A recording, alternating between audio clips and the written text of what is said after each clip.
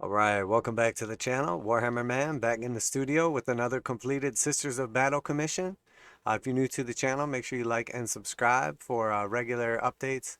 I do everything from showing off techniques on painting and converting models, completed commissions, reviews, reactions, everything from Warhammer 40,000, Age of Sigmar, and then everything in between Games Workshop related, including like Warcry, Kill Team, and of course Necromunda, as well as other specialty games.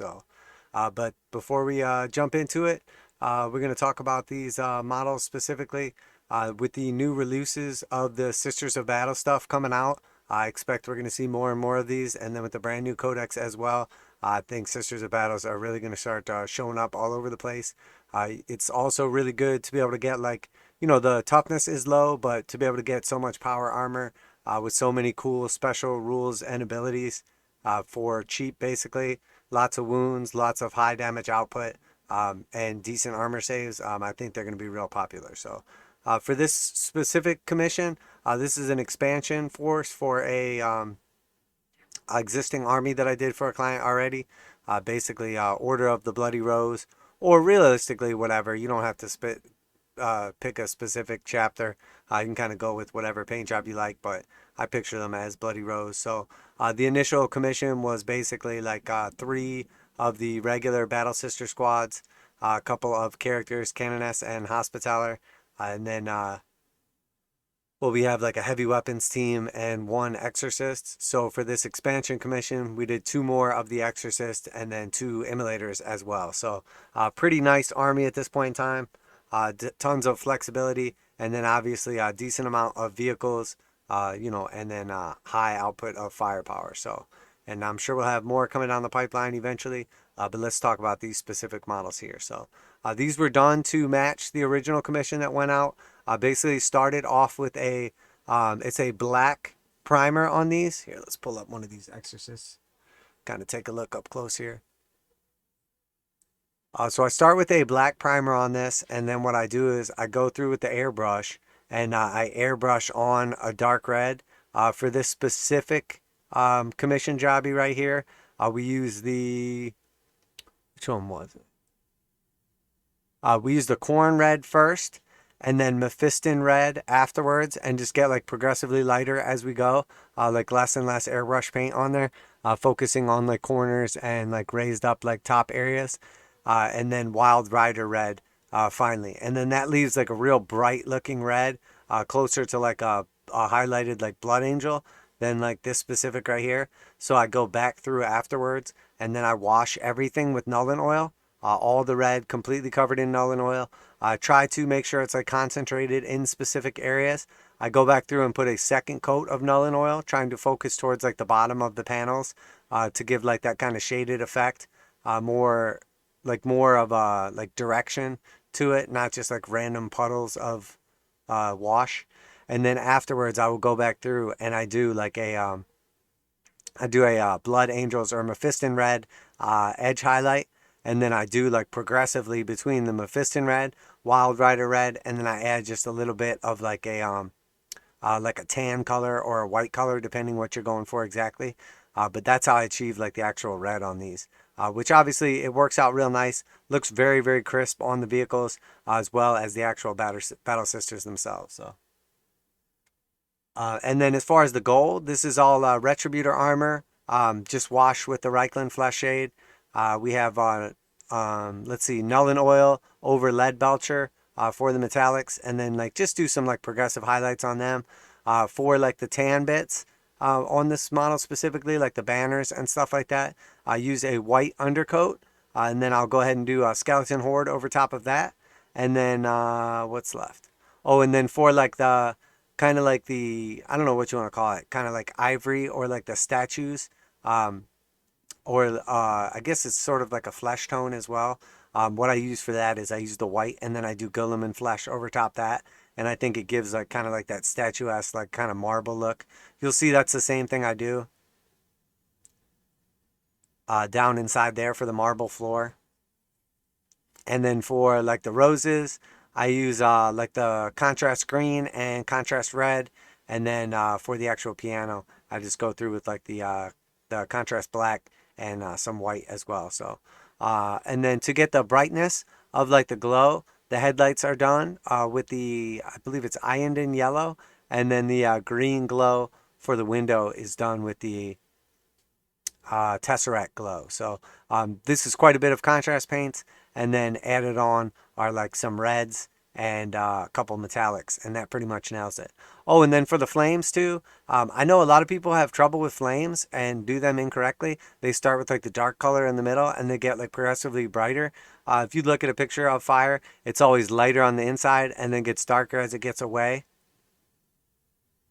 So it's sort of like the opposite effect of what people like instinctively think.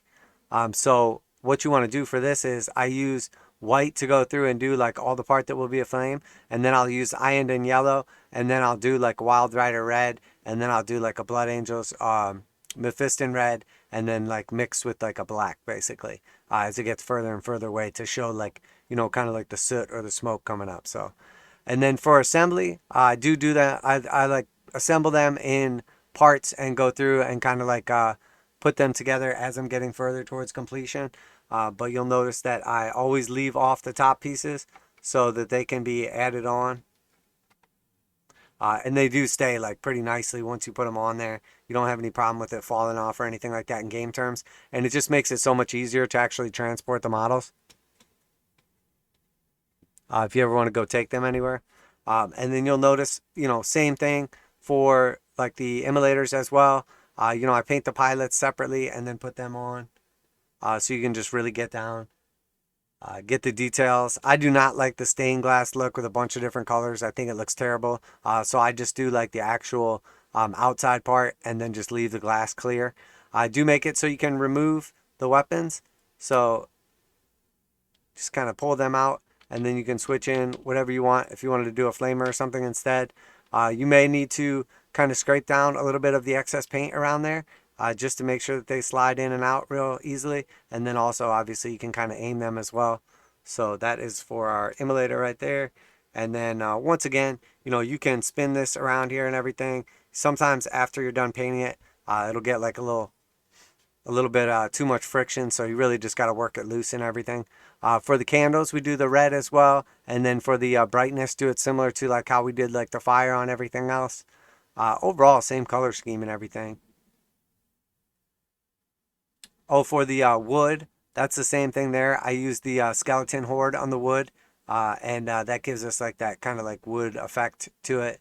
You know, and again, like lots of sub assemblies. I'll do like all the little like exhaust fire parts separately. I'll do like the little shrine in the background. Sometimes I'll do the little bits there separately. I obviously do this bit separately. So, and then, you know, obviously you want to make sure everything works when we're all finished up with it and everything as well. So, and then also leave the cherubs off here. You can glue them if you want. But they just kind of can like click on there. I prefer whenever I glue anything to always have multiple points of contact. So if I was going to say, for instance, glue this cherub on here, I would make sure that it has the point of contact down here, and then I would make sure the wing is like contacting the shrine or something like that. And then I would glue both points. That way it's like more sturdy, less likely to break. It's going to last like a lot longer, or, you know, permanently, hopefully, depending how well you take care of it. I know like magnetizing your models and then transporting them on like, you know, cooking trays is getting pretty popular as well. I'm definitely not opposed to that. But I think in the end, whatever works for you. The most important thing is obviously just take good care of your stuff and make sure it lasts, because the last thing you want to do, especially with the commission, is like mistreat something and it breaks. And again, you can take this guy and slide him on here wherever you want. I think the important thing is when you go to glue it to make sure that you have multiple points of contact, however you want to do that. But yeah, that's it. That's our commission, getting ready to go out of the studio today. Again, this is just an expansion force for an existing army. You know, I do always document in these videos exactly what paints I use down in the description. So if you ever want to replicate these, or you have any questions about the process or anything like that, feel free to ask as well. And then also when I go back to actually like match previous armies, like for instance, the initial army was purchased, and then I'm going back and matching those tanks to make sure these look the same. You know, I have a list of everything in the order I did it, and I can make sure that it's easy to match it as well. So, And you'll notice with the missiles in this case, normally I'll do like the missiles in red, but in this case I do them in blue. And I use like from a very, very dark blue up to like literally like a white. And I really like the contrast and the brightness that it gives. They're not actually contrast paints that I use on that, but I really like the brightness. It really makes them stand out and kind of draws your attention to the missiles, which I think is important. And then, you know, all the detail when you really take a look at it just looks phenomenal on these tanks. You know, I can only take partial credit for those. I think like the more detailed the actual models get, the better the contrast paints work, because the contrast paints basically just accent all the detail and allow you to like cut out a couple of steps, you know, doing like edge highlights and stuff like that. So then if you do combine like contrast paints with washes or contrast paints with highlights, you know, you get like an exponentially better effect. As where if you just use the contrast paint, it's designed to essentially simulate like a wash and a highlight and a base layer in a single step. So, but I'm a huge fan of Games Workshop paints and the quality they provide. I know some people complain about the prices on them, etc. But the truth is, Games Workshop makes the best paints and the best models, and I have never had a problem, you know, with the actual like paints themselves, like the quality of them. Every once in a while, you might get one that's dried up. Most importantly, though, I like to convert them over into dropper bottles. I leave the contrast paints normal on their regular containers, but I convert all the paints into dropper bottles. For example, here's one. I will actually buy like the Army Painter dropper bottles. And again, you don't have to buy the Army Painter ones. They are a little more expensive. You can get knockoff ones off the internet. But two things I've noticed is with these ones, the quality of the actual bottle and the lid is better. And then also, you know, these obviously leave a little mess up in the top there. I have not cleaned this one recently or anything.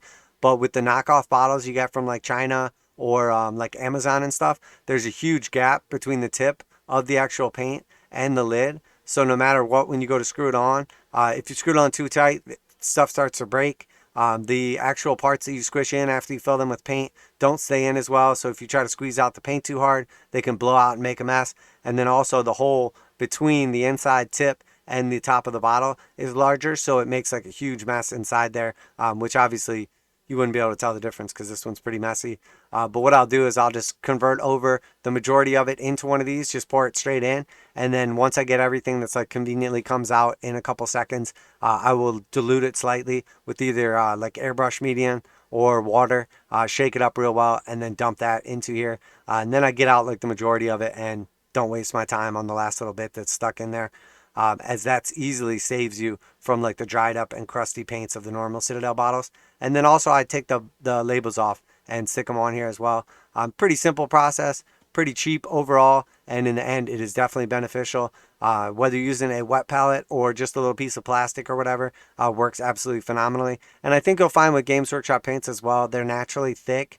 So you can dry brush by just putting these same paints after you dilute them a little bit onto cardboard and it starts to soak out the water, and then the dry brush still works perfectly. Or now that they're watered down slightly, like edge highlights and layers and everything work out much better because they're normally just a little too thick for that to begin with. And then using like a piece of plastic or using a piece of cardboard allows the paints to stay either wet longer if that's what you're going for, or allows them to dry back out, so they're better for dry brush. So, and don't mind the little residue all over these bad boys from my airbrush. I have a separate airbrush station where I do all my airbrushing, and then that way I don't end up with like that little bit of dust all over like my models or my work area or computer, etc. I think that is key, and then that way you can keep everything clean, keep everything neat, and not have any problems. And obviously, as you can see, you know, clearly like the little dust would collect on your bottles, on your models, or in your lungs if you don't take those precautions. So. But I think that's pretty much it for today. If you liked the video today, guys, make sure you like and subscribe as well. Feel free to share with your friends on social media, etc. If you have any questions or anything, if you like the paint jobs today, or you have any suggestions for future videos or how to improve on these videos, please let me know. I'm glad to take in any constructive criticism. I appreciate you guys. I am Warhammer Man. This is Warhammer Man Studios, and I'm out of here.